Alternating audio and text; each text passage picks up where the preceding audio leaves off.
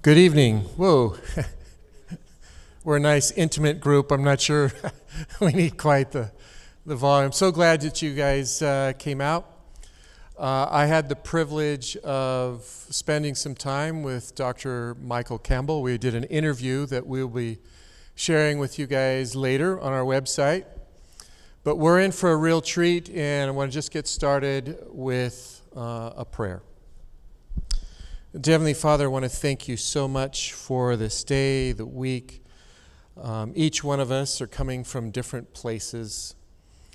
Maybe it was a good week, maybe it was a difficult week, but now it is Sabbath. May your Holy Spirit rest on each one of us, and may we be blessed. I want to lift up Dr. Michael Campbell this evening and be with him as he shares with us. And we thank you so much, Lord, for being here.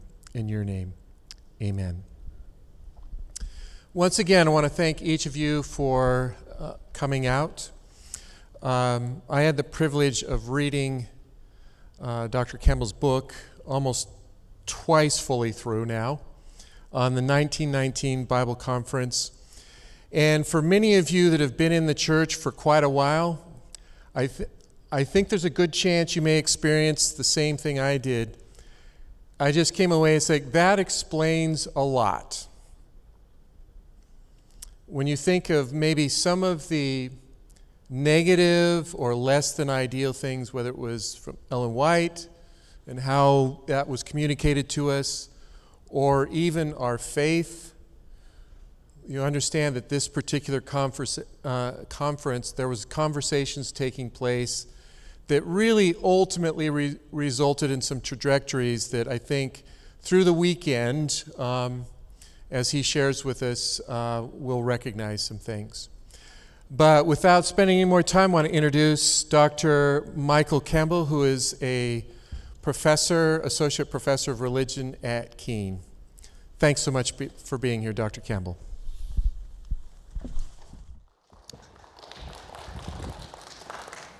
All right, good evening and happy Sabbath. It's great to be here in Loma Linda. Brings back quite a few warm memories of some time that we spent here, my wife and I, years ago when I had the privilege to work in the Heritage Room, the White Estate branch office there, and our oldest child, Emma, was born in the medical center. So again, in fact, I've already met a number and see a number of familiar faces, and so it's good to be here with you. This evening, I want to talk a little bit about who Ellen White was. And part of that is going to be my sharing a little bit of my own story of how I discovered who she was. And I want to share with you a little bit of who she was and what she was like as a person. If she were to somehow be alive now, more than 100 years later after her death, what would it be like to actually meet her? And so that's part of my goal here for this evening. And then tomorrow evening, I'll have the privilege to share a little bit more about the 1919 Bible Conference and the significance of that event for our Adventist past. Well, in the interim time since we left Loma Linda, we spent some time in pastoral ministry, Colorado and Kansas, as well as some time as missionaries overseas in the Philippines. And so we spent almost 6 years at the Adventist International Institute for Advanced Studies, we call IAS. I want to make sure that's very clear because one time I was introduced to as working for ISIS, and I want to be very clear who I actually spent time working for the church. And in fact, I remember very clearly my kids when we received the call from the General Conference to go over there and serve, and my kids were much younger at that time, and so my wife and I were kind of pondering this. I hadn't really thought about being a missionary overseas. My wife had grown up as a missionary kid in the Middle East, so she had mentioned it, and I sent a letter to the General Conference, with your resume and that sort of thing. And in my files, I have this lovely rejection letter, I should frame it, saying that they saw no future for me in mission service. And so, they say it very nicely, of course, but I kind of put that thought out of my mind. And so here we were contemplating going overseas. And so my two children, Emma and David, we went to them to talk with them. We were going to pray together. And I just remember my daughter looking up at me with absolute terror in her eyes as she said, "Daddy, Daddy, why would God send us to the land of the Philistines? And I saw her right away, said, no, it's the land of the Philippines. And so we had a delightful time there. I do remember our first night that we were overseas, and it was the middle of the night, and you're nervous living in a new place, a lot of unfamiliar things. And so middle of the night, there was a big bang, and I thought, who's trying to break into our place? And so kids came running in, dove under the covers of the bed. I was going to be manly and go outside and face the thug, and so I looked in the front and the back. I didn't see anything. Second night, similar situation, put the kids to bed, and in the middle of the night, a big bang. I thought, what could possibly be making that noise? So this time the flashlight was right next to the bed. I grabbed it, and I ran outside to the front and to the back. Still didn't see the perpetrator. Then there was the third night. And again, put the kids to bed, middle of the night. It was a little bit windier. And sure enough, middle of the night, there was bang, but this time it's bang, bang, bang, bang, bang. And I thought, okay. So I had the flashlight. As the kids came diving under the covers, I grabbed that flashlight, ran out to the front, ran to the back. This time I was brave. I actually went outside to the side of our house and then looked on the ground, and that's when I saw the most delicious thing in my life, mangoes. We lived under a mango tree, and I tell you, what a blessing from the Lord to be able to have sun-ripened Filipino mangoes. Anyways, that's just a little bit of my journey, and so it's good to be back here in Loma Linda, and a lot has changed, and yet the warm spirit that I remember so fondly, and friendships and the mission of Loma Linda continues on. I want to begin this evening by asking a question. What does it mean to be a Seventh-day Adventist? See, I wasn't born an Adventist. I studied my way into the church when I was a young person. And my father was working in Boston at the time, and my mother was part of a neighborhood Bible study group. And I used to follow her along, and the reason was simply I wanted to go play hockey, street hockey, with some of the other kids of the other mothers that were going to this community Bible study, sometimes trade baseball cards. I mean, I had ulterior motives for being there. But there was a few times that I remember going inside and listening to them. And there was one particular lady in that Bible study group who was a Seventh-day Adventist. And she had shared some books with my mother. And my first really distinct memory of Ellen White was taking some of those books home and then doing some research about Ellen White, only to discover that Adventists are a cult because they worship, they uphold Ellen White's writings above the Bible. And so these beautiful books that she had just received ended up right into the dumpster. It wasn't until sometime later, as we continued studying the Bible, and that we realized that our initial perceptions or our initial understanding of Ellen White was completely wrong. In fact, Adventists are a people of the book, very much committed to the teachings of Scripture. And as we continued that journey in studying together, eventually the leader of the Bible study group, it's a long story, so I'll just make it short.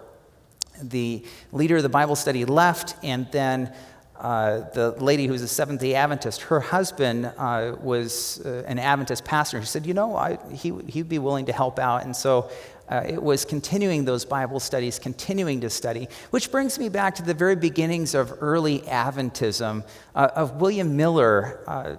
The story should be familiar to most of you, who grew up as in a Christian home, but as he got older, became a deist and had a lot of questions about whether, deists believe that God, if he's there somewhere, he may exist. It really is not that important because God may have started things, but he's not really interested in what's going on in your life and mine and the affairs of humanity here on this earth. But it was after he experienced an existential crisis, the War of 1812, where the British militia was trying to go from the north through Canada and to go down Lake Champlain and to split split the young colonies into two and punish them for rebelling during the American Revolution. And so as they're on their way down, it's these militia troops that are able to stop this invasionary force.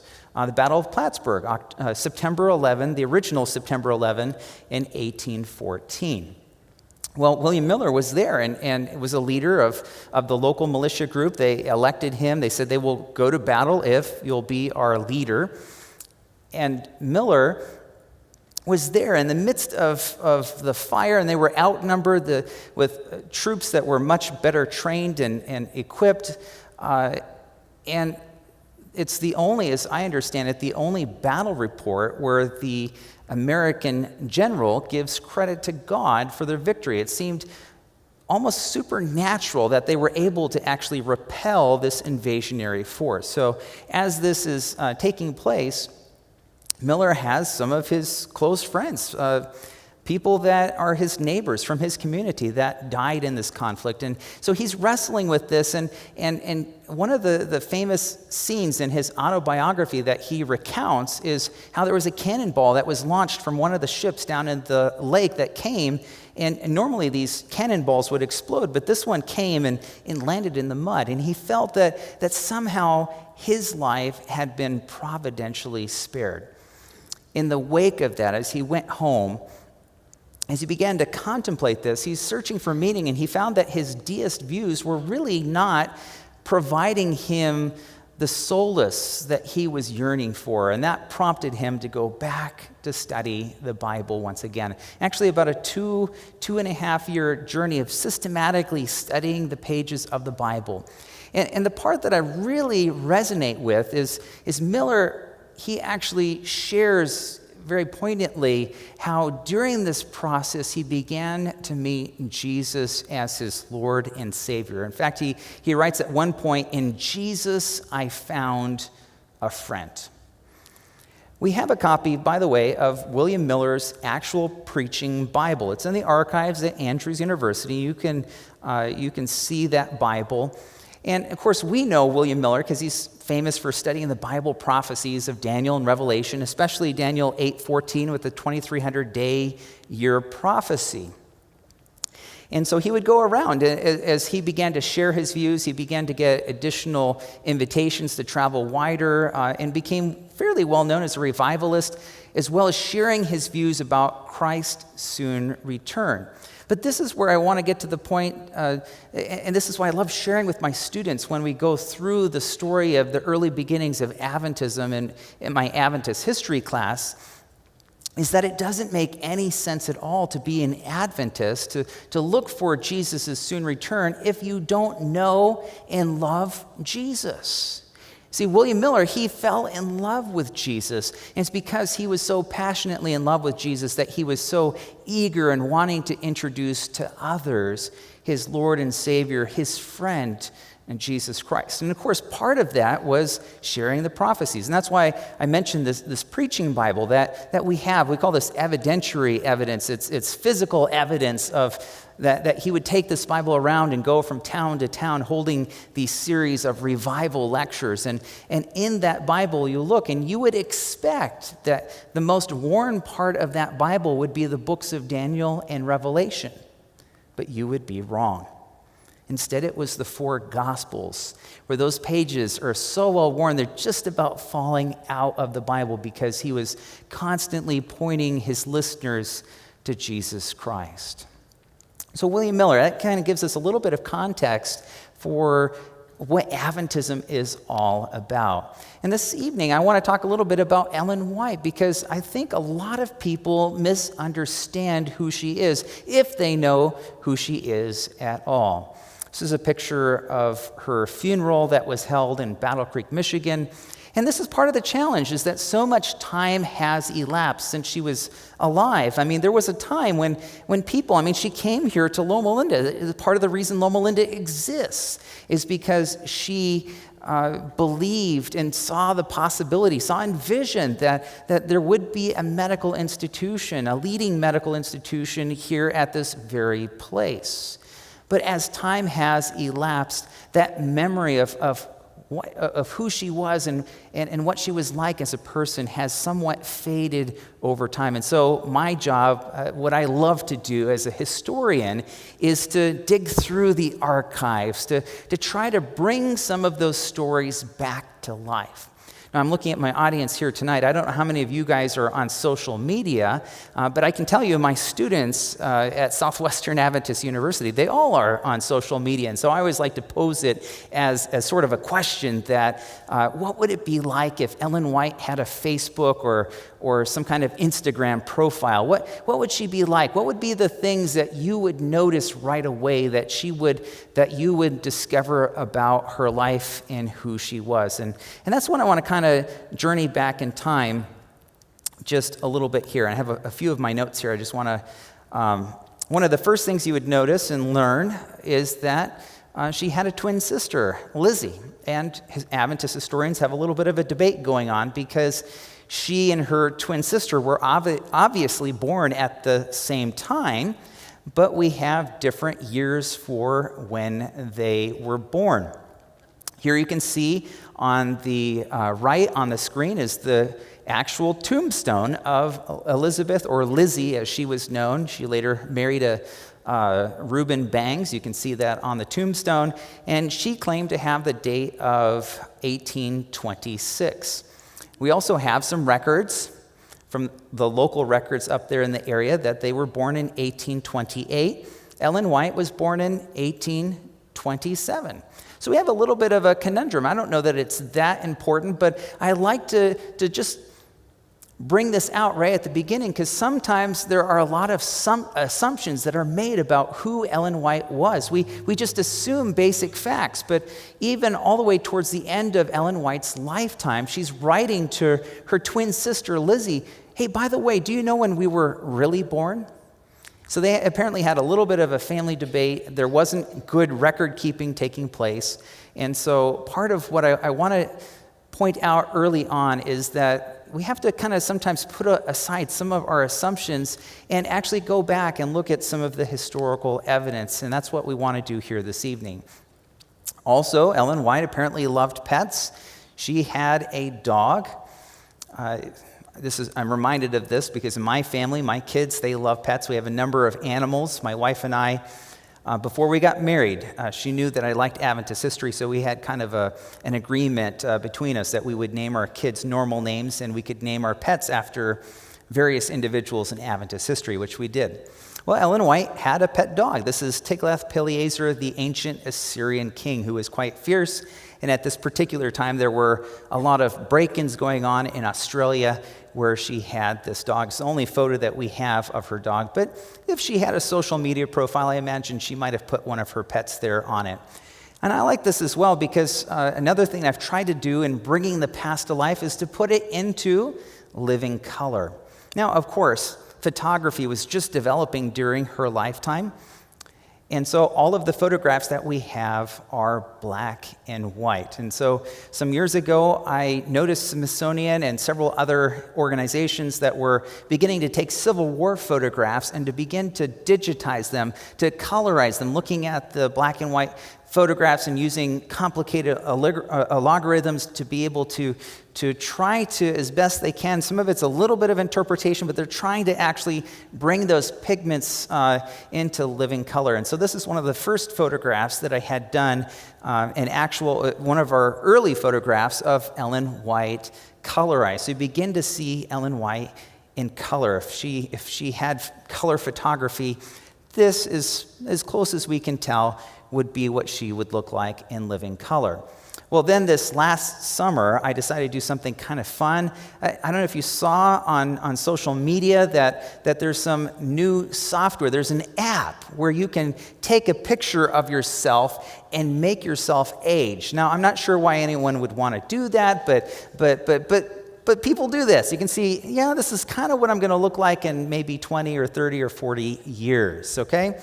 And so that's been kind of a fad. And I thought, well, this is very interesting. I'm not sure, I heard that this particular app was made by a Russian software company, and I was a little skeptical whether I want to send my biometric data over to the Russians. So, but I did notice that there was one feature of the app, and that is that you can use that and take a picture, and you can augment the photograph so that if someone maybe isn't smiling or they're blinking, you can adjust the photograph a little bit. And I noticed that, most of those photographs in the 19th century, black and white photographs, that they're all kind of rather stern.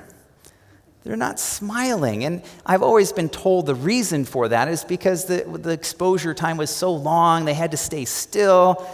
And so, so we don't have any photographs of our pioneers, and specifically, we don't have any photographs of Ellen White smiling. Well, that does seem rather dreadful because it could give the impression that she was a rather stern and unfriendly person. So, and I know that that is not true for reasons I'll share with you here in just a little bit, but using that Russian app, that software, we're now able to make Ellen White smile. How do you like that? Now, some of my historian friends point out and say, well, Ellen White didn't have such nice teeth, and I remind them that Ellen White did have dentures. So we're going to assume this photograph is after she had dentures. How do you like that? And then Ellen White had a family too. How many children did she have? Do you remember? Some of you are saying 2, 3. She actually had 4. I heard someone say it back there. She had 4 children, only 2 of whom survived to adulthood. And this particular picture has the 2 who did, in fact, survive to adulthood. Again, another photograph that I had colorized. Again, it gives a little bit different impression of Ellen White and who she was a little bit more. Do you like this photograph? It's kind of neat, isn't it, to be able to see Ellen White and her family in color. And on the far right, you see Edson White, her oldest surviving son. He was the rebel of the family, always getting himself into trouble. Ellen White wrote about the dangers of cheese, which we now know is one of the leading conveyors of tuberculosis in the 19th century. So there was very good reason to be concerned about cheese. And when his mother had written this admonition, of course, Edson, being the rebellious person he was, goes down to the market and buys a large chunk of cheese and walks around the Review and Herald and General Conference headquarters so that everyone can see him parading around eating cheese. Now, my favorite story I just discovered a few years ago, because I'm constantly, you're digging through the archives, you find new things that you didn't know about before. Well, one of those, again, involves Edson. Apparently, there was a little bit of a debate between James and Ellen White in their home over guns. And the way they resolved this, because their 2 sons wanted to learn how to shoot, was that they could handle the gun only when James was home, when father was there to make sure, and so there was this sort of stipulation. And apparently Edson, after school one day, was taking the revolver that supposedly had been left in a secure location and was behind the old Review building down by the Kalamazoo River in Battle Creek, was brandishing it, showing it off to his friends when he shot himself through the hand. Now, we don't know too much about that, except for it apparently made national news that prophet's son in Battle Creek shoots himself through the hand. So there you have it. Very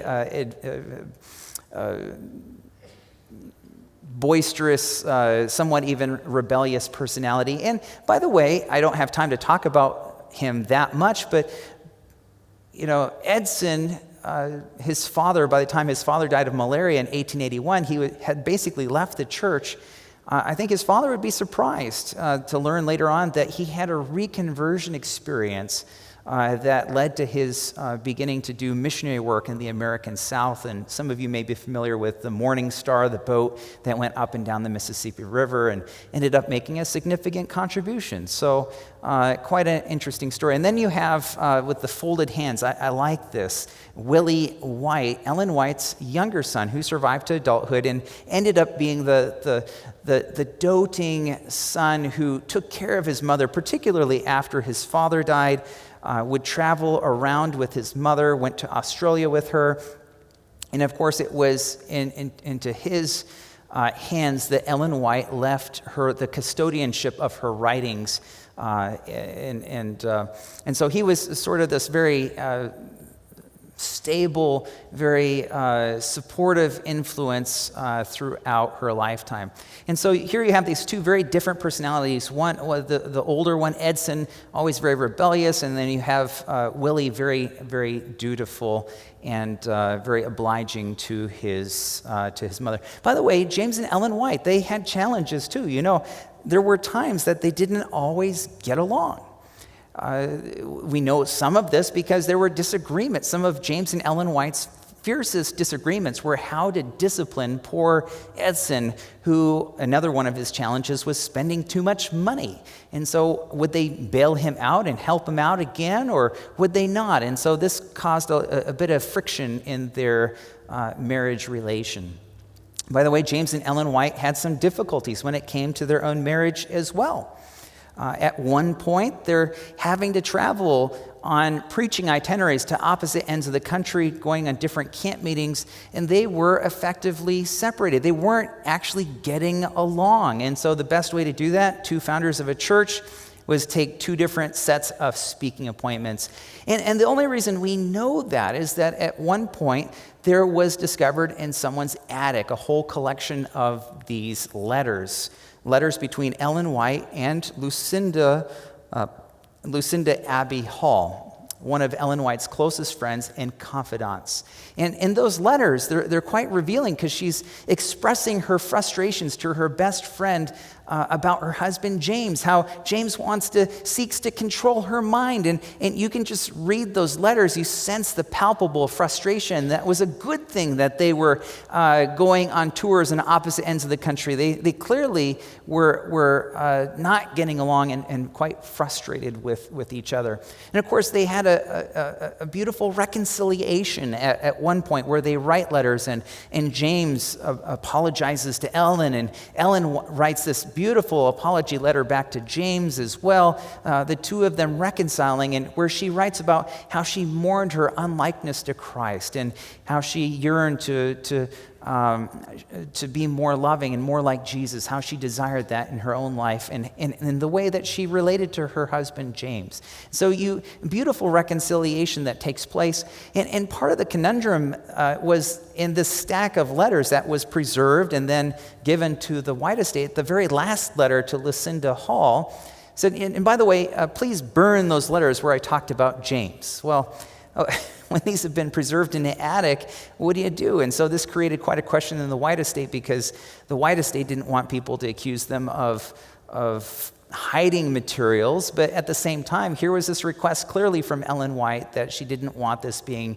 known. Finally, in the end, it was decided to allow these materials to become available. And I think now with hindsight, it's actually kind of a beautiful thing that we can appreciate a little bit better the inner workings of the marriage between James and Ellen White. It wasn't all sweetness and light. There were challenges in between them and in their own marriage as well. And I think this is kind of a part of putting Ellen White into living color, is to recognize that she was a real human being with real challenges. And so I think there has been a danger, a tendency that can happen of putting a founder of a church and putting them up on a pedestal, and we begin to, again, put them up there so high that we actually forget that they were human. Just like the biblical prophets, Ellen White was human as well. And so we begin to see how God was able to work through her as a prophet receiving dreams and visions, but that there were times she didn't always understand what those prophetic dreams and visions that she received and what those meant. It would take the unfolding of time. And another aspect is that she also grew in her own Christian experience.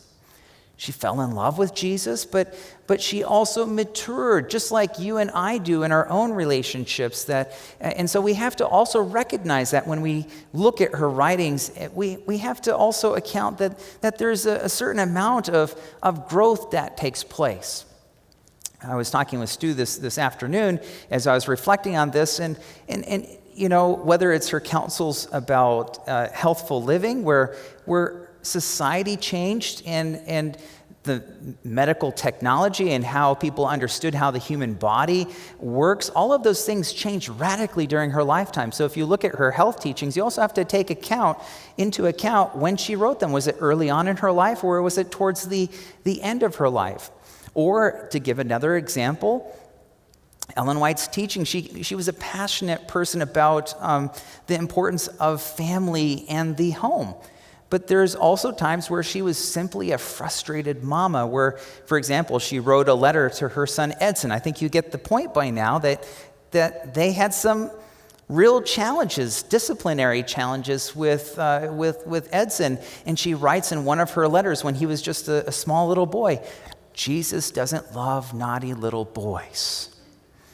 Try making a theology out of that. I hope you don't. But I also hope that you can see that she was a real human being. She was a frustrated mama trying to figure out what to do with this precocious young boy. And of course, she wrote many other counterbalancing statements, and you see how she grew in her understanding. And so, which leads me to the whole point of why do we have the gift of prophecy? And I'm reminded of the prayer of Jehoshaphat in 2 Chronicles chapter 20. I'm sure you're familiar with that. It talks about how if you, just trying to make sure I don't lose my notes here.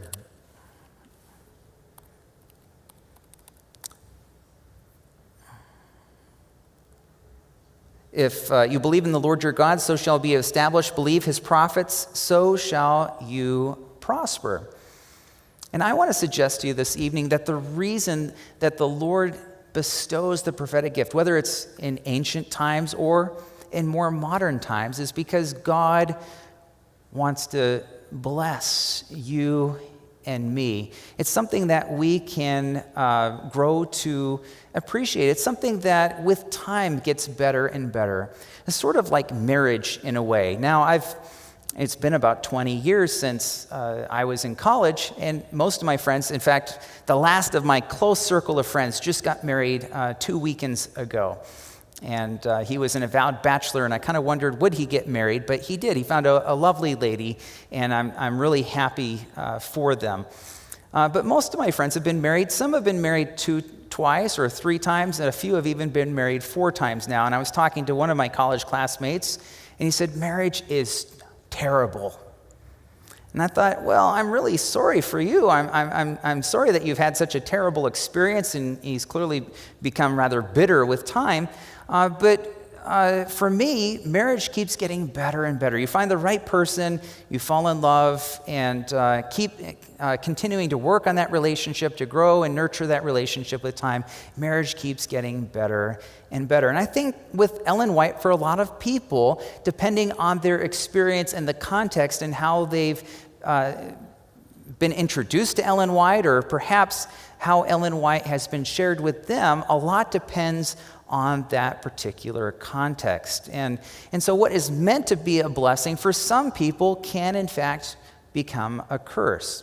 I'll give you another example. I told you how my family, we studied our way into the church, and at first we had these real concerns about Adventism and Ellen White, but eventually we studied our way and figured that out. My second significant memory of Ellen White was about 5 years later, and I think I was only about 12 years old at the time, 12, maybe 13, And I was asked to lead out in a particular song service. We went to a small little country church, and I was just really nervous. I'd never been up in front of the church before, and so I was kind of actually shaking a little bit, and there I was, and I came up with a brilliant idea.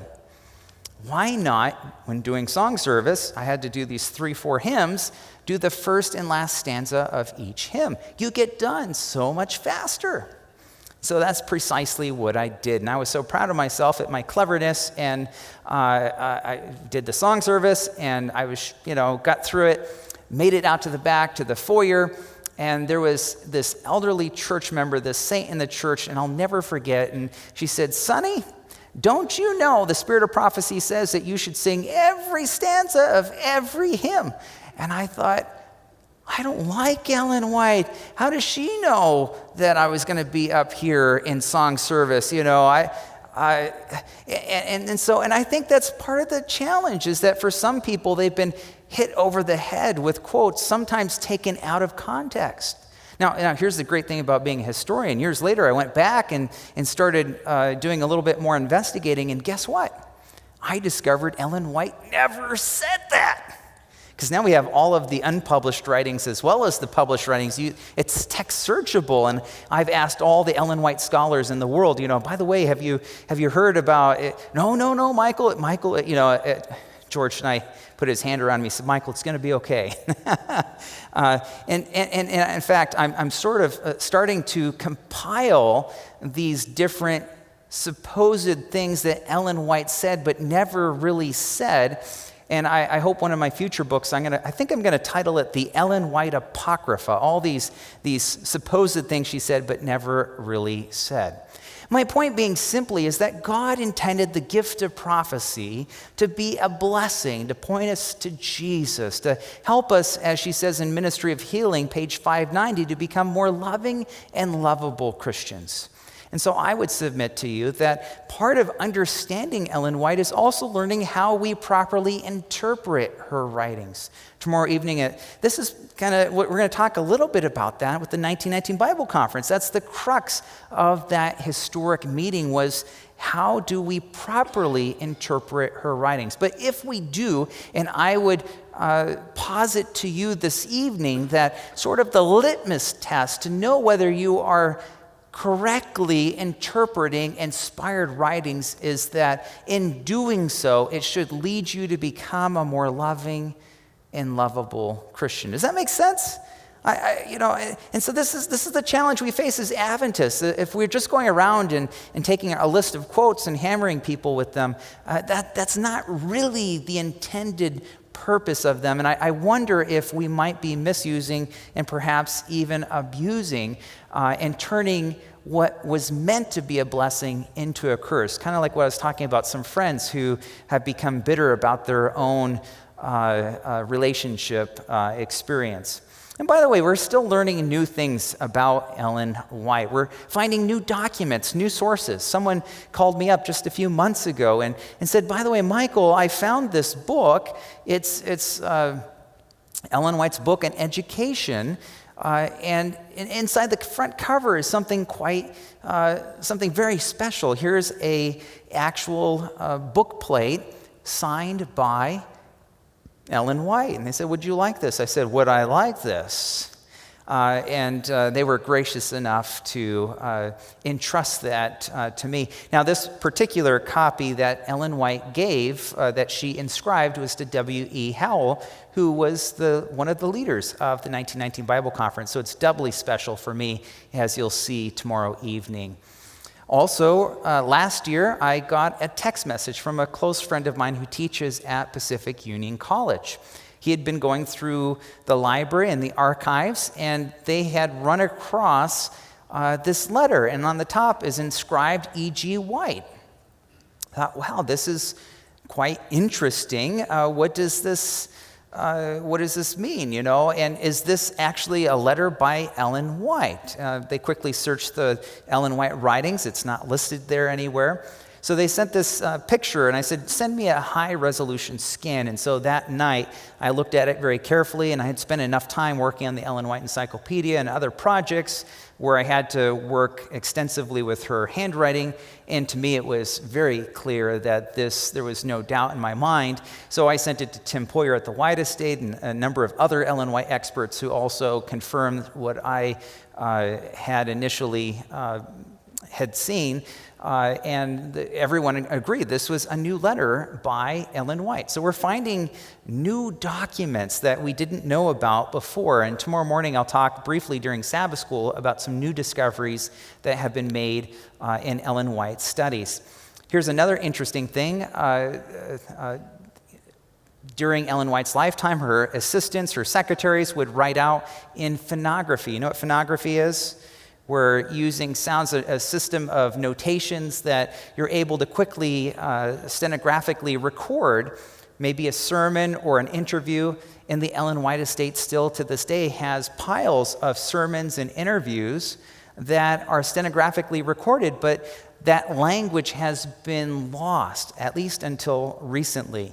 And a couple of my friends, Adventist historian friends, have begun to start doing some work on phonography, some of these early things. And we're finding that there are new documents, sermons by Ellen White, interviews by Ellen White that now can be transcribed, now that we have been able to decipher. So it's almost like learning a new language, looking through the archives and deciphering and discovering things that were right under our nose that we didn't realize was available, and that will help us now, looking into the future, to be able to... Here's another interesting discovery about Ellen White. On the back page of the review is this acknowledgement. In the back page of the review, people were very candid. It was sort of like social media, where you would write in a letter and announce where you would be for a speaking appointment, if you were traveling, and sometimes people published confessions. And to my knowledge, this is the only confession ever published on the back page of the review by Ellen White. And you know what she's confessing to? What sin she is confessing to? Well, some of you are already looking at my slide. It's the sin of photography. Now, sometimes I like to ask people, how many of you guys have cameras? Well, probably most of you do, because you have one on your phone. And I would simply say you're all sinners. Well, I guess that makes me one too. But why would Ellen White confess to the sin of photography? Well, at that particular time, they were trying to raise funds for the very first Adventist missionaries who were going to go to California. California was the first mission field. I know we talk about the first overseas mission field being, but D.T. Bordeaux was about to head out this way along with J.N. Loughborough. They're trying to raise funds for this.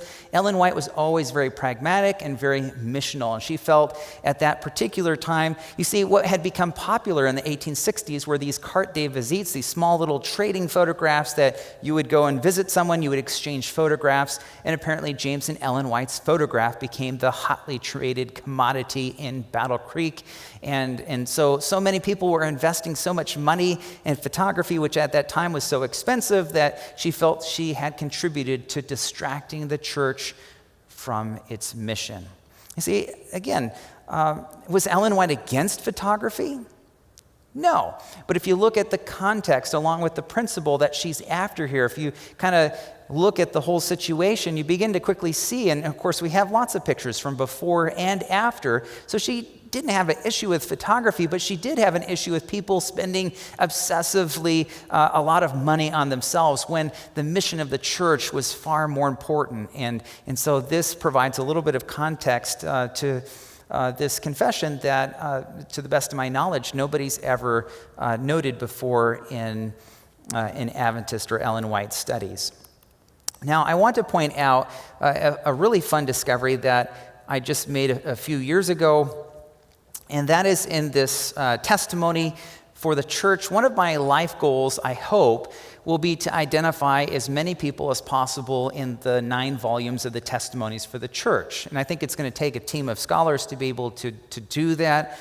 Perhaps some funding, we'll see what can happen, but I hope that eventually, because I've been able to personally, over the last 10 years or so that I've been doing this, been able to identify about half of the individuals. It's sort of like my hobby. Before I go to bed at night, I sometimes I'm spending time just doing all kinds of this is sort of a personal research project. And one of the neatest ones that I've been able to find is this particular testimony, originally published in February of 1869, and it's titled A Letter to an Orphan Boy. It's found in Testimonies for the Church in the current set of volumes, Volume 2, pages 307 to 314.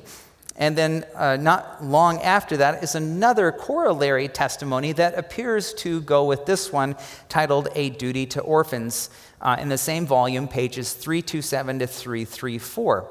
Now, I want you to put yourself in the mindset of the 19th century, when most people, if you lived to be about 35 or 40 years of age, you had lived a full and good life. The lifespan of people in the 19th century is much shorter, and the mortality rate, particularly of children, was much higher as well, at as high as 50%. And this is true of James and Ellen White's own family. 2 of their 4 boys did not survive. And so that was the norm. That was the average during that particular time.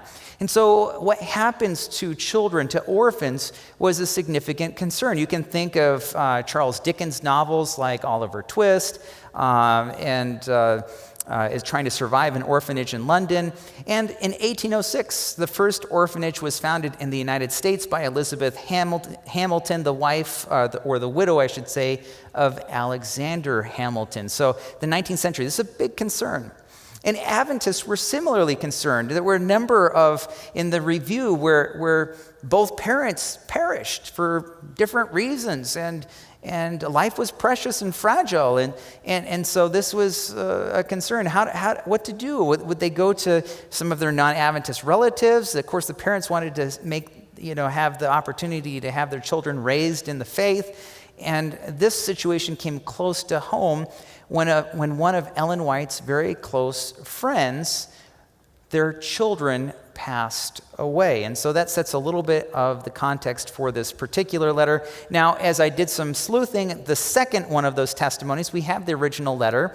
And so I was able to pretty quickly identify who the letter was written to. It was written to a brother and sister Fargo, which I was able to then identify as Jerome and Rachel Fargo. He became a church leader, was president of the Michigan Conference for quite a number of years.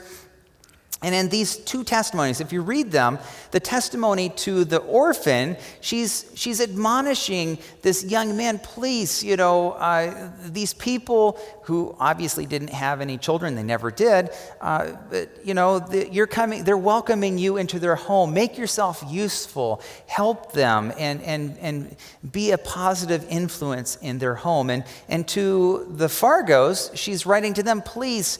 Of course, in the testimony, it doesn't have their names, but she urges them, have compassion for this young boy who is struggling, and he's lost his parents. And so, again, she's reaching out to both sides, appealing to them to try to make things work. I'm especially intrigued by the orphan because she actually is appealing to him to be neat and tidy, and he's apparently a sort of a young teenager from what you can read between the lines. She's talking about if a young man is useful in the home, he will be more attractive to the ladies. So there she is, trying to make her testimonies relevant to their intended audience. So, and by the way, it's interesting, Ellen White, she was sort of a moderating force during her lifetime, those who were in the cult of domesticity, that there should be separate spheres in the home between the husband and the wife, and then those who were in the radical, more feminist movement. And Ellen White saw elements of both that were good. She saw women should have an elevating role in the home. To be in the home was not a bad thing, but neither should women be doormats either. And by the way, ladies, one of my favorite testimonies, check it out sometime, is where she talks about to this one young mother, she says, put on the woman. She was no wallflower or doormat. She believed that women should stand up for themselves. And so this kind of via media between these two extremes during her lifetime, where she found balance between the two. Anyways, this letter to an orphan, as you begin to do a little bit more digging, I was able to eventually identify the parents as being Samuel and Mary Jane Cranston. Samuel Cranston was an early Adventist minister, and he succumbed to tuberculosis, and Mary Jane lived a few years longer, and she too, tragically, also died of tuberculosis, the leading cause of death in the 19th century in America. And part of the way I was able to figure this out was to begin reading through every reference, now that we have the Review and Herald digitized, to an orphan. And so I spent, I don't even know how many hours I spent looking through all of those references, but there was some clues within the testimony itself, because the testimony referenced an older sister who had married a minister. But so she just got married, wasn't really in a position to be able to take care of her younger brother. And eventually I was able to find the reference, the clue, where all the pieces of the puzzle connected together. You see, there was a Review and Herald editorial where James White talks about an orphan boy that they had helped take in, he was now baptizing. You see, he had listened to the admonitions in this testimony that Ellen White had written, and his older sister was married to D.M. Canwright. So this is his first wife, Lucretia. Here's a picture of Dudley M. Canwright, famous early Adventist minister who later tragically apostatized. And that's a long, kind of a sad story in itself that we don't have time to get into. But again, doing historical research, you begin to put the pieces of the puzzle together.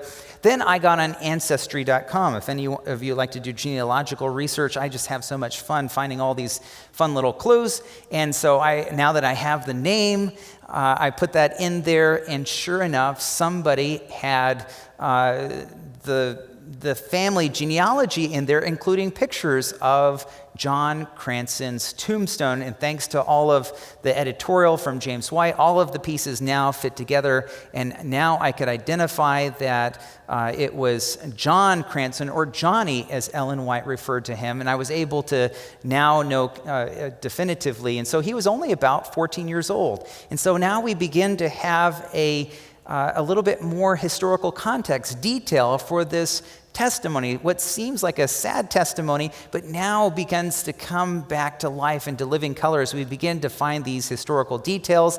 And again, thanks to Ancestry, I was able to reach out to a descendant of this individual and say, by the way, did you know about some of your ancestors? And so we began to correspond back and forth. And so she had these pictures of John Cranston as he grew older. Here is a picture of him. He had a daughter. That's how we have his descendants.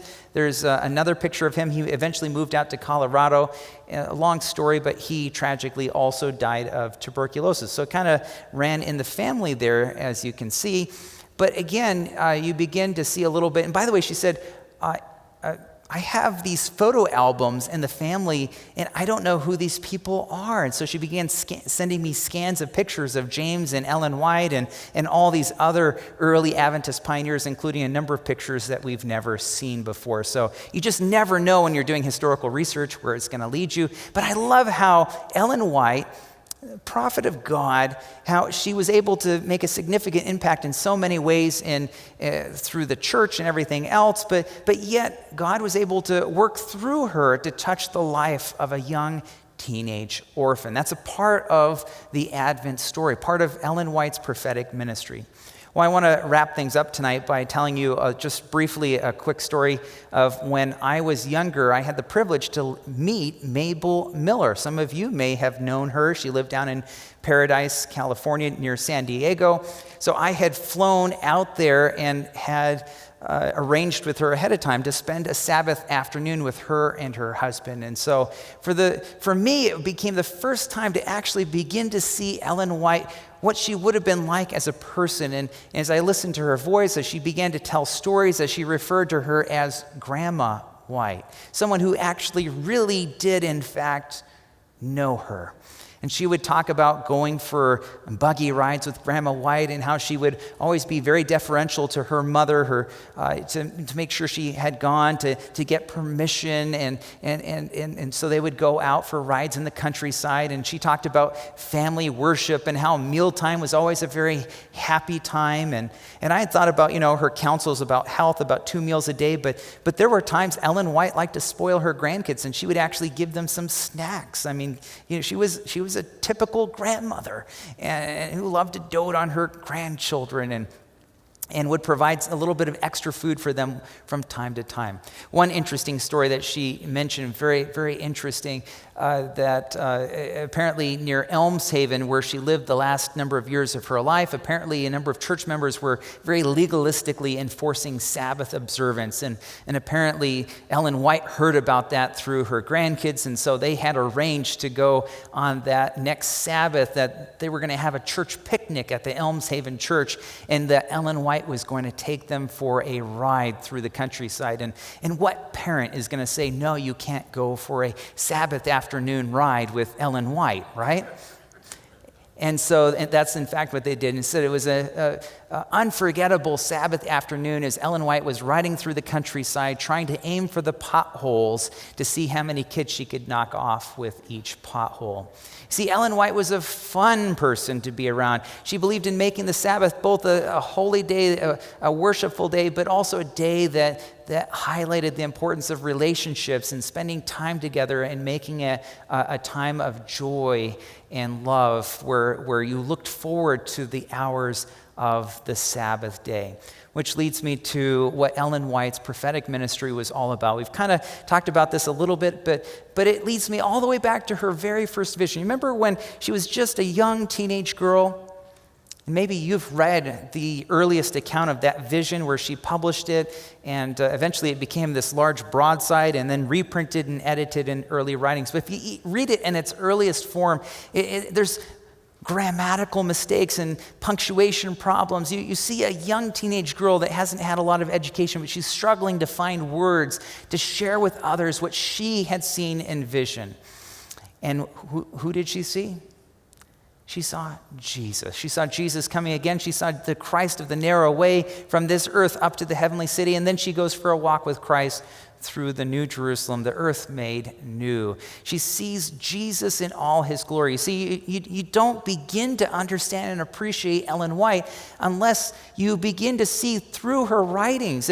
In other words, to put it another way, you don't begin to properly interpret her writings or understand who she is or what she's all about unless you see that she's lifting up Jesus. That was the passion of her life. Sometimes we get hung up on a few obscure statements, and those are important to understand as well, but look at the hundreds, even thousands of times where she writes about God's love, the plan of redemption, even her harshest testimonies where she's writing to people, admonishing them for this or that or the other thing. At the end, she always concludes by saying, it's not too late, give your heart to Jesus.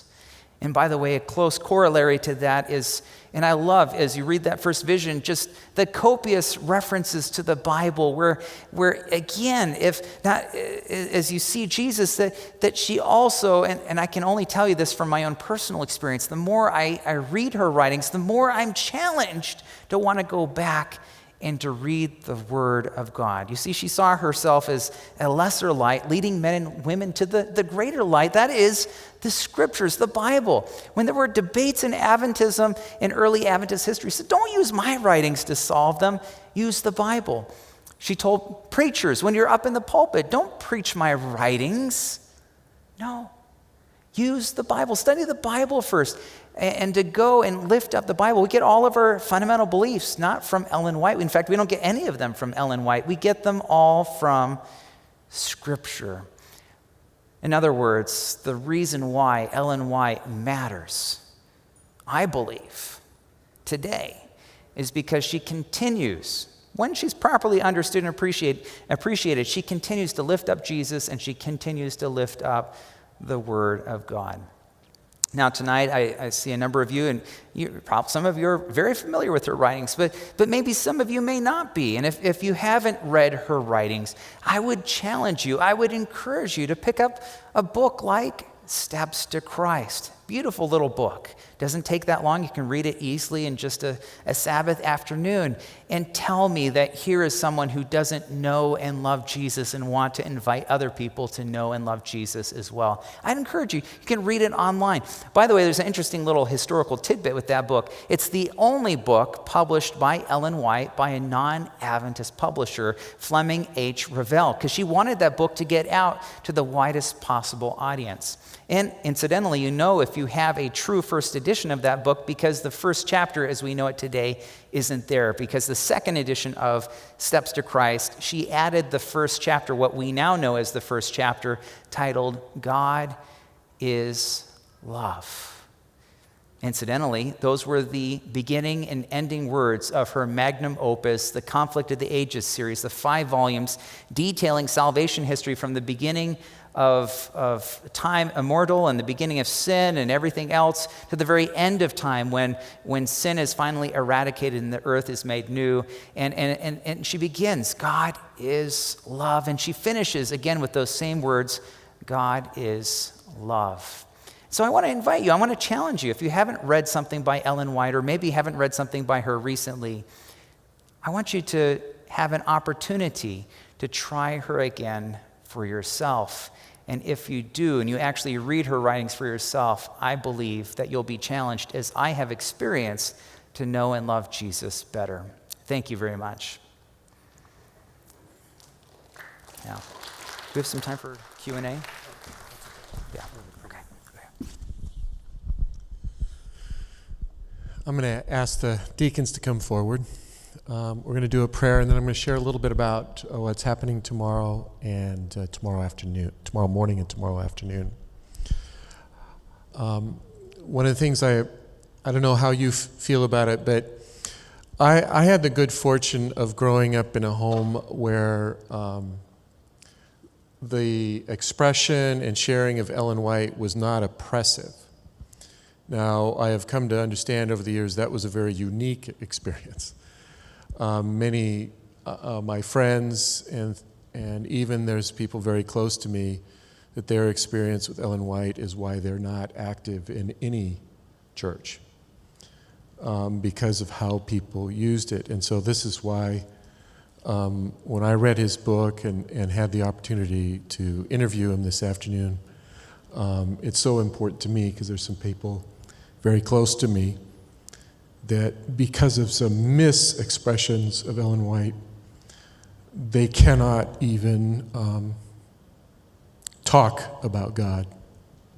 And so it's very personal for me. So let's bow our heads. Dear Heavenly Father, there is so much you have done for us to try and communicate. You are so patient. I want to thank you so much for giving the gift of prophecy throughout the centuries, including and just the gift of inspiration to try and communicate. And we thank you for the gift in Ellen White. And I just pray for each one here. I'm sure each has different experiences with the Word of God, their church family, and Ellen White. May this be an experience to open up new doors, to see you in new lights, and as was shared this evening, that we'll see Jesus in a new way. Tomorrow morning, he's going to be sharing at Sabbath School. We encourage you to come back. That's Sabbath School starts at 10:30. And then at 4:30, Vespers, he's going to be sharing a little more specifically about the 1919 Bible Conference. And you'll kind of see why we spent some time talking about Ellen White as a person, because the 1919 Bible Conference was basically the first formal gathering where there wasn't a living prophet to consult. And so I think you'll find that very insightful. And once again, I just want to thank you so much for coming this evening, and we hope to see you tomorrow. Thank you.